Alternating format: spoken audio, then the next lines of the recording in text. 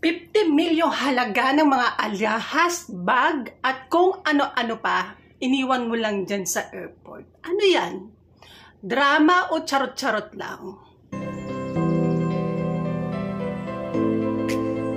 Yan, hello! Good morning. Mag-reaction video lang tayo dito sa 50 milyong halaga ng maleta na naiwan. Sana iyan na ibalik na kay Rapi Tulfo.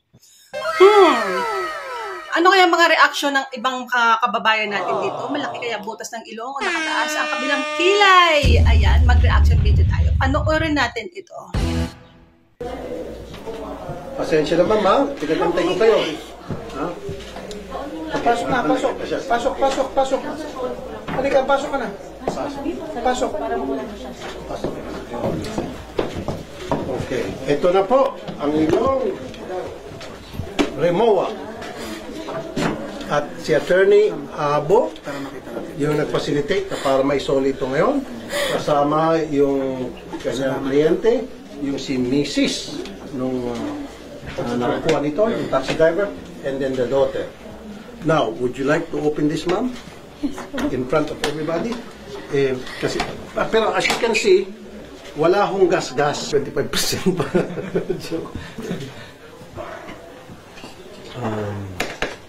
Yun. Actually, 500 lang sana iniisip niya. Sabi ko, maliit yung 500. Lucky mo, 1 million yung reward. Yun. So, because of that also, marami mga nag-message. Matter of fact, may pumunta rito kahapon. Yeah, and that person pumunta, kilala yung husband niya po.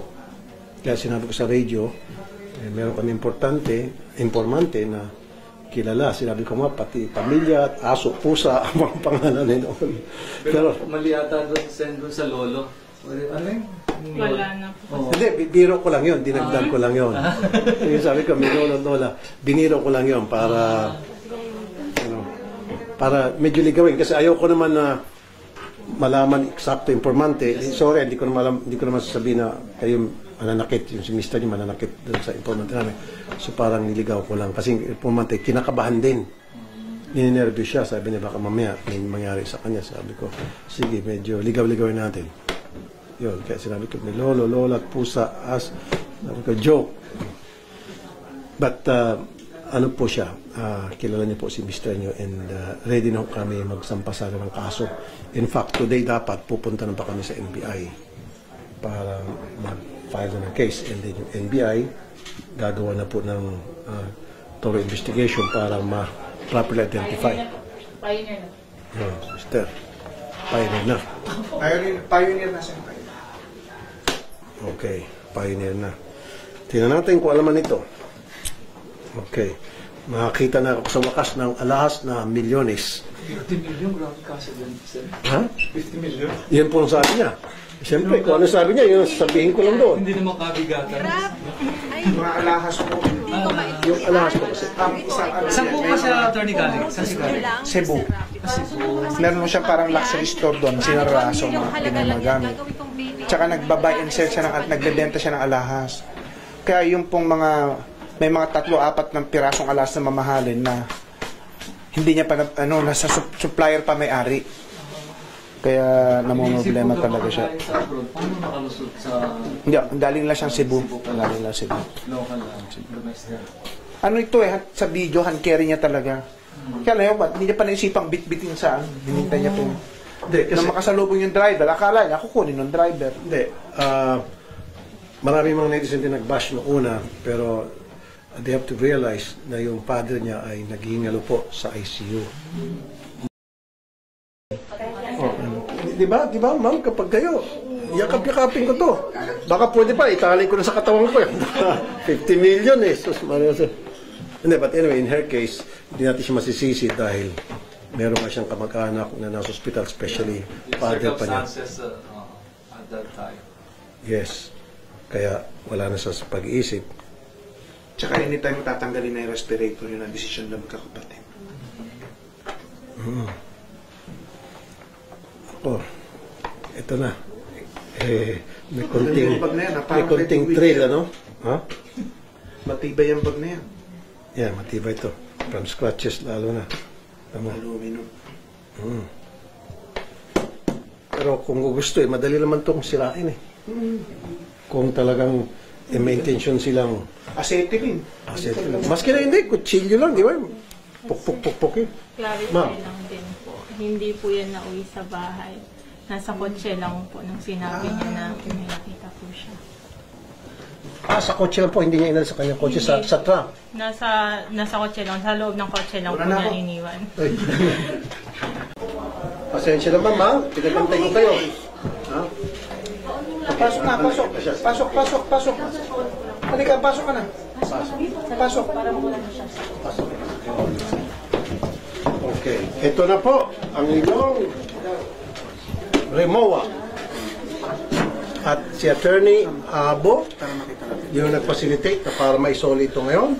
Kasama yung kanyang kliyente, yung si Mrs. nung nakakuha nito, yung taxi driver, and then the daughter. Now, would you like to open this, ma'am? In front of everybody? Kasi, pero as you can see, wala hong gas-gas. Masaya ko lang ulitin. Hindi na nakita. Pero ma'am, may kwento Wala natin kang ulit. na binuksan. Sige, okay ma'am, paki-open. Okay, sino yung may code dito? Let's open it. Okay, alis muna ito.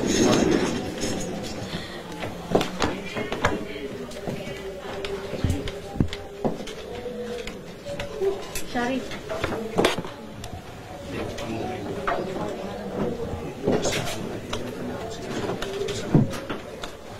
Binubuksan na po.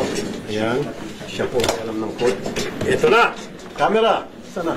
Kailangan makita sa camera yung laman. Let's open it. Okay. Una, itong bag. Ano kasali? Yan yung Hermes. Ito yung Hermes. Okay. Tubig. Bigyan siya ng tubig. Okay, so 2 Hermes bag. Okay. Okay. Ito na. Okay. Ito yung pinakamahal. Pink diamond ho tawag dito? Yellow diamond. Yellow diamond. Ito po yung protect. How much is that, ma'am? Around 8 to 10 million Ito or po. 12 Ito 12. Ay, nako. Hindi ko maintindihan kung ito ay drama lang o modus nyo lang ni Sir Rapi Tulfo. Kasi kung ako yan, kahit 1 milyong halaga lang yan, gagawin kong baby yan, hindi ko aalisin sa paligid ko yan, hindi ko aalisin sa pagkakahawa ko yan. Pero ikaw, parang nagpa-easy-easy ka lang.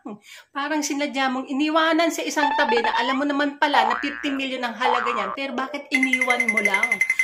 Isa pang magandang drama dito, tumakbo ka kaagad kay Rapi Tulfo. Hindi ka man lang nag-report sa NAIA, hindi ka man lang nag-report sa pulis, hindi ka man lang nag-report sa mga kinauukulan na alam mong makakatulong sa iyo.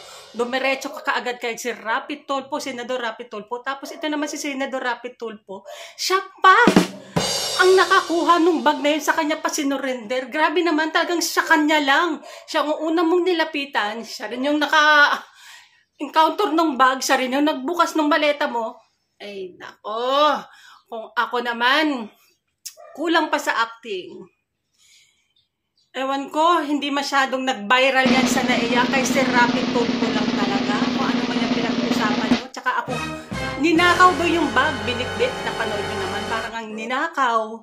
Hindi naman niya talagang ninakaw kasi kung ninakaw niya, tinakbo niya na agad-agad. Hindi, tinabi niya pa sa isang tabi. Katabi niya. Ang maganda pa doon, yung magnanakaw, binigyan mo pa ng 1 milyon. Ay, binagnakaw na lang tayong lahat. Mag-abang na lang tayo ng mga baleta dyan sa NAIA. Tapos, pag may naghanap, magpabayad tayo ng 1 milyon. Ganon kadali ang pera kay Sir Rapi Tulfo, basta viral.